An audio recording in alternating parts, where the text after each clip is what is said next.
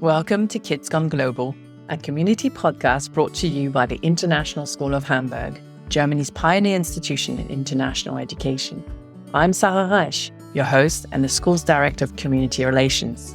In this series, we explore how this international school helps its students hone their skills to become global citizens who can thrive and engage fully in our interconnected and ever-changing world. So what are these 21st century life skills? Together, we will explore the dynamic landscape of education and uncover how schools are adapting to prepare students for a global society. I have the privilege of engaging in conversations with students and experts in the field of international education and childcare.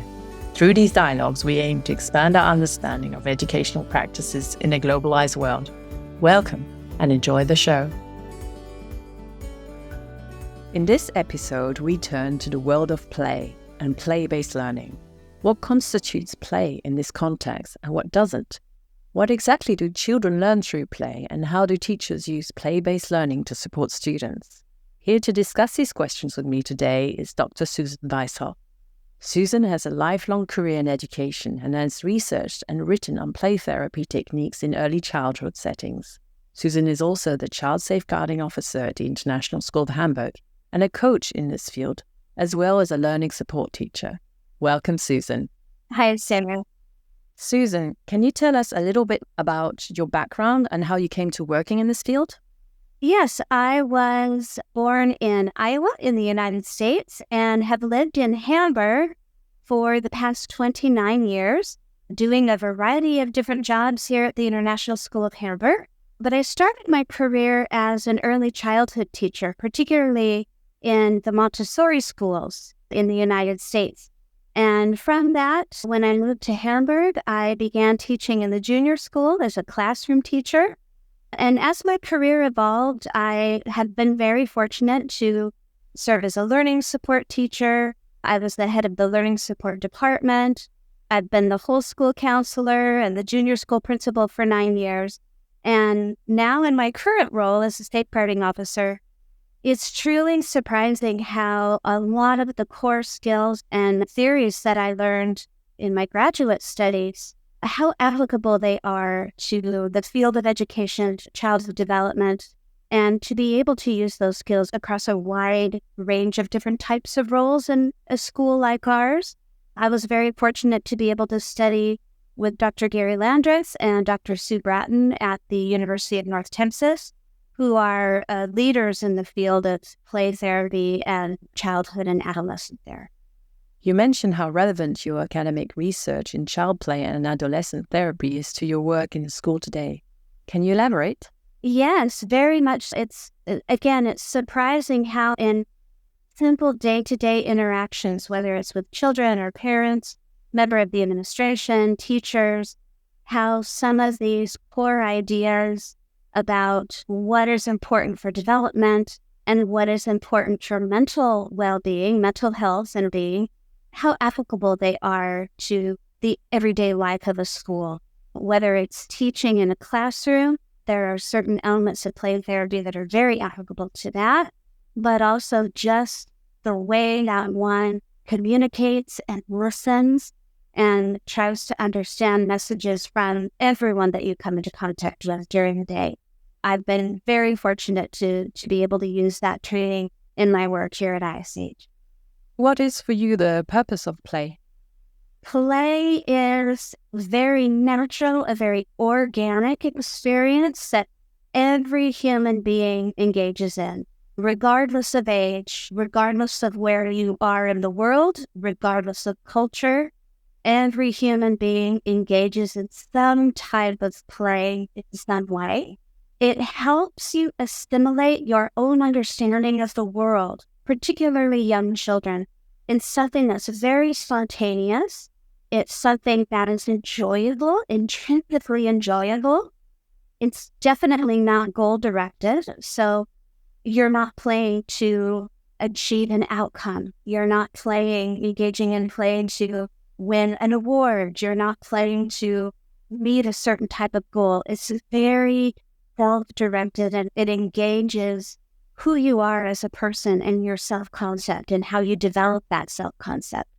So the purpose of play is really to reach very specific developmental milestones as a child develops, learning how to interact socially, learning how to be persistent, learning how to solve problems, understanding the things that they enjoy and that they don't enjoy. Play has a purpose for very small children, for young children and adolescents, and also for adults. So you say we all engage in play at all ages, but what is the age group you typically see where play is very important? Very young children, even young infants, engage in some type of play. So a little peekaboo that you do with a very young child who hasn't developed language yet, that's the type of play. And generally, if you look at developmental milestones in children, right up through adolescence, that early childhood stage is so critical because this is the stage at which children are understanding what it means to have, for example, if I'm playing with other children, what is a social boundary? How can I negotiate my play so that it's still enjoyable and it's still fun, but I'm learning those social rules and how to respect others. I'm learning how to be flexible, that maybe I might not be able to do the type of play activity that my friends would like to do, but it's a natural, organic way for very young children to learn these developmental skills that are so critical when they become teenagers and, of course, when they become adults. Really, those very young, early childhood years are quite critical. The environment in which our children play is changing very fast nowadays. What would you see as play and not play today? Play has become much more structured. It's very timetabled. It's something that children tend to engage in for reasons other than their own spontaneous desire to engage in something that they enjoy.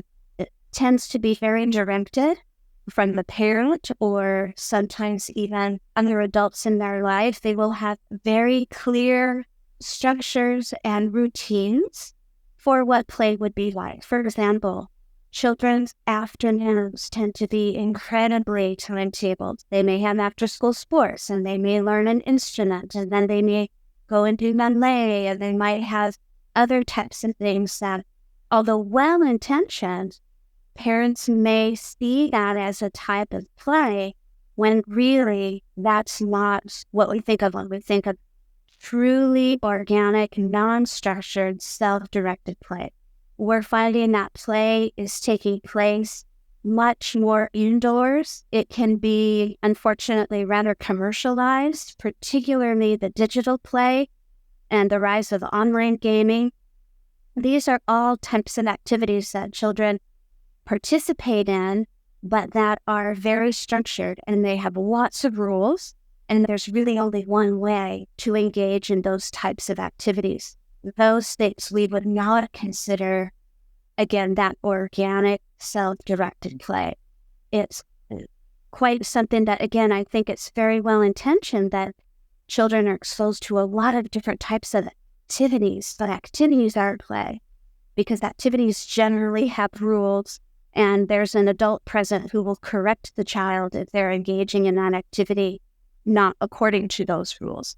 So I think when we talk about true play and valuable play and intrinsically valuable play, we're talking about the type of play, again, that's very spontaneous, that's directed by the child, that has no rules, and it's not goal-directed. So it's a pleasure within itself.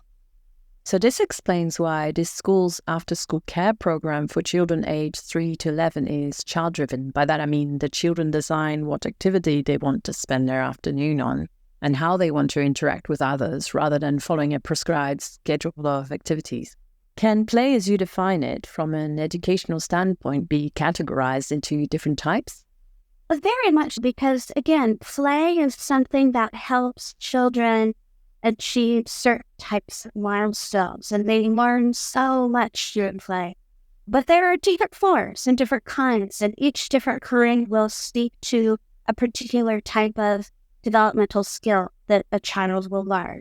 There's relational play. So this is play that has to do with When you see young children, they're playing a family situation, and I'm going to be the mom, and you're going to be the baby, and you're going to be the sister. This is a social, relational type of play where children learn the meaning, social rules, and different types of structures within social systems that they're able to play out and learn. There's some nurturing play. Children can engage in nurturing play where you might see a child with a little stuffed toy or maybe a doll where they're caring for it, they're brushing its hair, they're feeding it. This helps a child, again, assimilate what it means to care for something in the world. There's also rational play. There's also a very physical, active play. And this is a type of play that a child might engage in if they've got trucks or cars, or they're crashing things into each other, and they're talking about why this one is crashing this one and one is stronger than the other.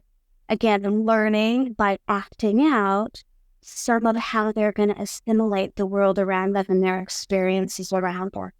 There's fantasy play where children might be acting out different stories that they've heard or different movies that they've seen. There's play for mastery. This is the type of play where a child might set up their toys and they're playing school and they're teaching their little toys, they're teaching skills. They want to show that in their world, how does it feel when you're a master? How does it feel when you understand something and you are teaching something to someone else? There's many more different types of play, but those are just a few examples. You've hinted at a number of skills children can learn through these different categories of play. Can you give us an example? Sure. If there's a favorite toy in the classroom that every child wants to play with, or a favorite toy at home, and again, when I say toy, I mean something that's not digital, not a board game, not anything that has rules, but just a particular toy that a child can play with in a lot of different ways. If there's a favorite toy, maybe amongst siblings or amongst children in a classroom, and they need to understand that perhaps only one person can play with that toy at a time, they need to learn, and through their play, they're going to learn at what point have I reached a social boundary where I'm imposing my play ideas on my play partner, and then my play partner's going to leave, and I won't get to play. They learn that idea of social limits. They learn flexibility.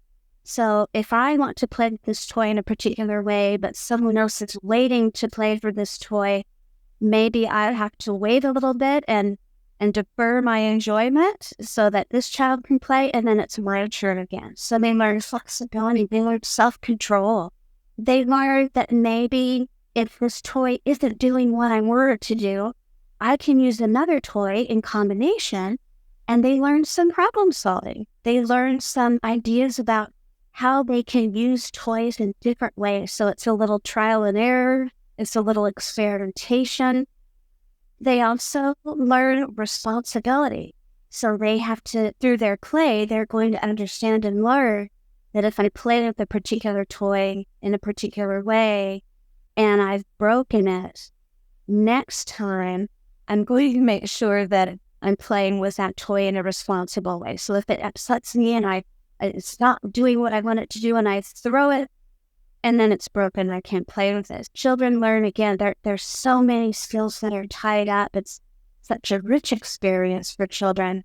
And most of those skills that they're learning are internal. There's usually not an adult standing next to them and teaching them these very specific things. They're all very internal skills that they learn.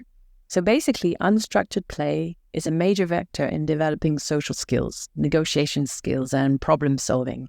Do you see this as having an impact on the child's development in later years? Very much. I think as a child grows and develops, the skills in which they learn, again, internally through play, are things that if they haven't learned it in an early age, it's much more difficult as they grow older because they have developed some internal patterns of behavior that are then can be very difficult to unteach as they get older. So just a very quick example, during the lockdown, during COVID, a lot of the young children, school-age children, were denied a lot of opportunity to learn some of these social merit, negotiation, flexibility, self-control, delaying gratification. They lost a lot of opportunities to learn that because this is something that you learn through natural play with others. Because they weren't in school and because basically these things were happening in the family, which a family dynamic is very different than a school dynamic, they missed out on the opportunity to learn some of those skills. And what we're finding now, and some of the research is finding now, is that children who missed that during the COVID lockdown, now they're in middle school or adolescence, and we're finding that some of those social developmental skills are lower than what we would expect under normal circumstances. So again, getting back to one of the earlier questions, that early childhood age to learn these types of skills is really critical, that they're allowed the opportunity to have this non-structured, non-timetabled play so that they can, again, learn these skills internally. Suzan, based on these observations, how does the International School approach these different types of play? And is it something that's integrated into the program? Over the past few years, particularly in our early years program here at MSH, we've been very aware of the importance of ensuring that children have this opportunity for unstructured, non-directed play. One of the things that we've done is that we've extended the period of time that children play outdoors. We have allowed children, particularly in the afternoons, a much more extended period of time where they can play out a lot of these scenarios that I've described and bring them to some type of conclusion. We know that research tells us that outdoor play is really important. In fact, there was a recent study in Scandinavia where they looked at the language development of children who played outdoors and the language development of children who played indoors. And what they found is that the children who had outdoor play experiences, their level of language and their sentence structure was much more complex and at a higher level than those children who just had play experience indoors. At ISH, we've extended the outdoor playing time for children. And in our early years, we've also created a guiding statement that's very clear about the fact that we use play-based learning in the early childhood. So what that means is in the classrooms, we provide a multitude of play materials that don't necessarily have rules about how to play with them. So lots of art materials, lots of what we call loose parts. So lots of different types of things like bottle caps or things that you would normally maybe toss out. We upcycle those and use those as play materials. And then children can naturally engage with these materials in so many different ways. And it communicates to the teacher what the child knows, what the child understands, opposed to some of the more traditional academic tasks where children are sitting at tables and they're doing paper pencil activities. This type of play-based learning allows teachers to meet the child where they're at developmentally. So an example, you can put out a lot of different shapes, and a child may just be playing with them naturally and build a house. And so then the teacher's role is that they just gently begin to question the child about what they're building. I noticed that you built something here. Tell me about what you built.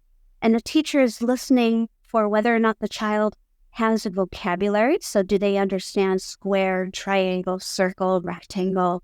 They can bring in math and counting. How many corners are touching in this house? If you built 5 houses just like this, how many corners would be touching? So the teacher is following the child instead of the child following the teacher. And it's such a rich way for educators, particularly early childhood educators, to understand the understandings that the child already has and then bring that child. Yes, on that point, I was going to ask, as an international school, we have students coming in from diverse cultural and educational backgrounds and at different development stages.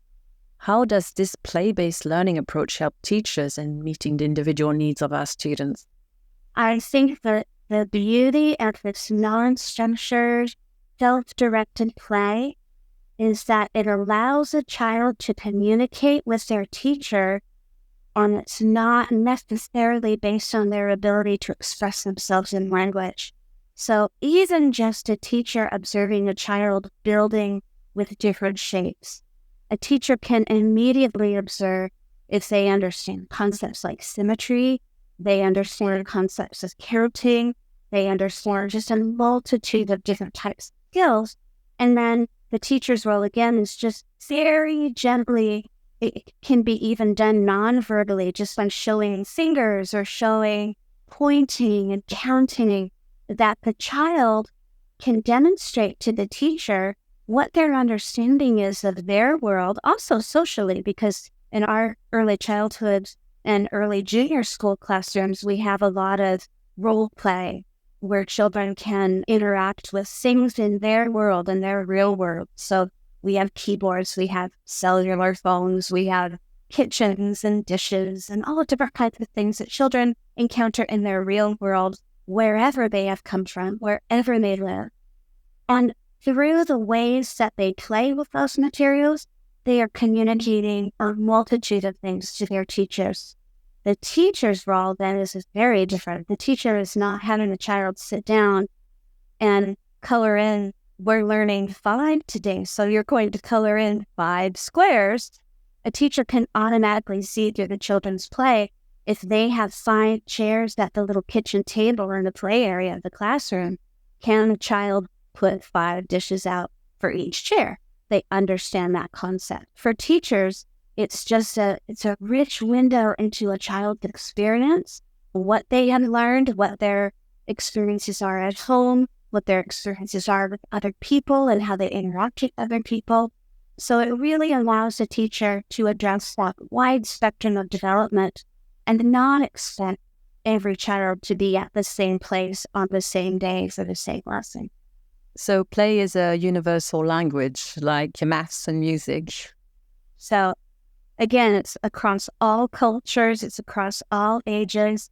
And I've seen this so many times in my professional life where we have a child, 2 children who do not speak the same language and come from completely different cultural experiences. But you place them in a rich environment with lots of different toys that are very flexible, that don't have a lot of rules. They can communicate with each other and understand through play what they like, what their concept of themselves are, how they understand the world to work. And it's just a wonderful medium and, a really, truly universal language. Children today seem to spend less time playing outdoors and more time online or in set activities. Do you think that play is in decline for our children's generation compared to ours or earlier ones? I think this idea of non-structured child-led play is not as taken for granted as it used to be. I think children and I think parents in particular have a sense that they need to be present and sometimes even direct their children's play. Again, I'm speaking from a culturally Western perspective, but I think parents do tend to feel a very high obligation to ensure that their child has a broad, wide range of experiences. What that turns into is they have a lot of scheduled play dates. They have a lot of scheduled lessons. They have to learn a sport. They have to learn a musical instrument. Children are very busy today. And you add into that mix digital devices, and you have very little time left. I could say it very simply, to be bored. Children, if they have access to things that will meet their needs, they will find a way to be creative with that. And I think because now we have many more digital devices, we have much more structured time. I do think that the idea of allow the children to do what their inner self-concept says they should do with their play, that can maybe be a little scary for parents. And I think, again, parents feel this obligation to ensure their children are getting everything what they need. And what parents may not understand is that by being directive with their children and timetabling their time and interjecting themselves into their children's play, they're taking away those opportunities for that inner development that a child can really, truly only internally experience themselves when they're the ones in the driver's seat, when the child is the one making the decisions. So again, although it's well-intentioned, I do think that non-structured, child-directed play is somewhat in decline today. So boredom makes us creative. In today's society, we can no longer take play and all its benefits for granted.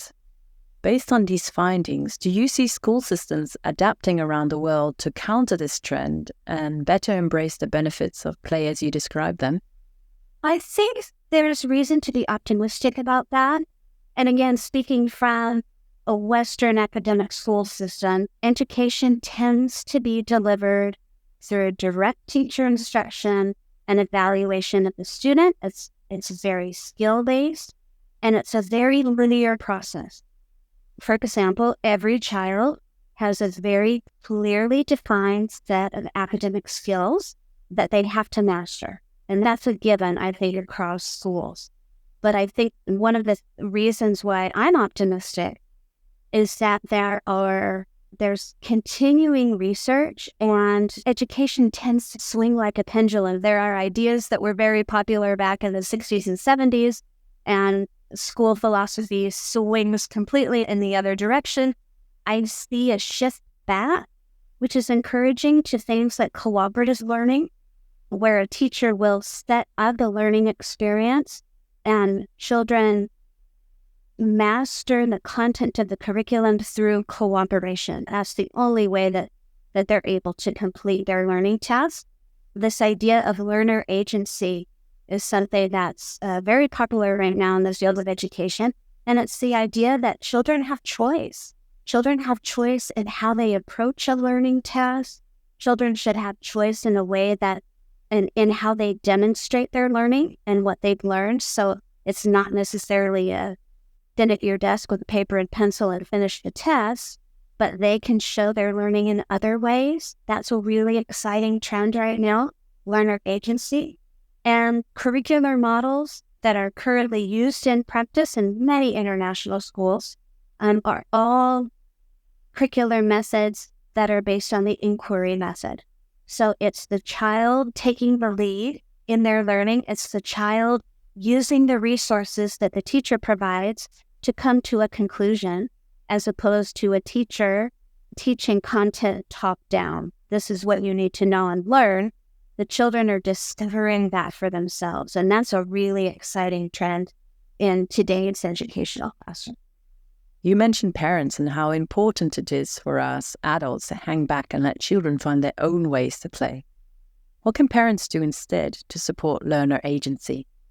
I think the most important thing that parents can do is give their children time and space, and to be able to sit with a little bit of uncomfortableness that might give to parents, because again, parents have this very high sense of obligation to ensure that their children has as many experiences as possible.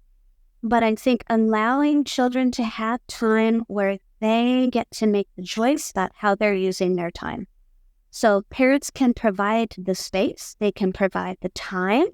That's not the same thing as providing particular types of toys or digital devices or games or things that may, for the parent, seem to be play-based. Building a Lego set. My child is playing with Legos, but if they're following a pattern where the Lego has to be built in a certain way, that's something very different. So it's providing very open-ended materials. If you just have a box of Legos, a child can build whatever they like. If you have a box full of crafting items, a child can use those to create anything they like. It's about allowing the child to make their own decisions about what type of play is going to best meet their developmental need at that time. So the best thing that parents can do, give your child time, give your child the space, and that means not interjecting yourselves into their play. It can be very well-meaning. Oh, let me help you with that. Let me show you how this works. Just sit back, and what the parent can do is reflect and be a mirror for their own child's process. So things like, I notice really enjoying that particular color. Oh boy, I wonder if you're creating something to give as a gift for your friend. I wonder if you're going to decide to do something different with that because it looks like it's not doing what you want it to do. Oh, you really enjoy when that thing happened. So you're reflecting to the child the results of their own choices, really, so that they can then for themselves make the decision about where they take their play next. In a nutshell, give your child time, give your child space, and be a mirror to reflect your child's process. Thank you very much, Suzan. It was wonderful to explore the world of play-based learning with you today. Thank you for the opportunity. We hope you enjoyed this episode of Kids Gone Global, brought to you by the International School of Hamburg. There's a reading list available for this episode and others of this series on our website. Thank you for listening. Goodbye.